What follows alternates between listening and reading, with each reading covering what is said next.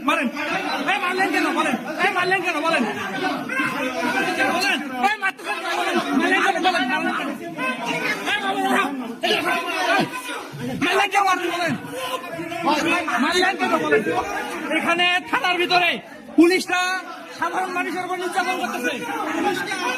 police সাধারণ মানুষের উপর মারলেন কেন আপনি সাধারণ মানুষকে কেন মারলেন কোনো অপরাধ কি বলেন বলেন বলেন পুলিশের থানাতে আসে এটা কোনো কথা বলেন বলেন আপনারা কেন সাধারণ মানুষের গায়ে হাত তুললেন বলেন বলেন আমি কিছু করছি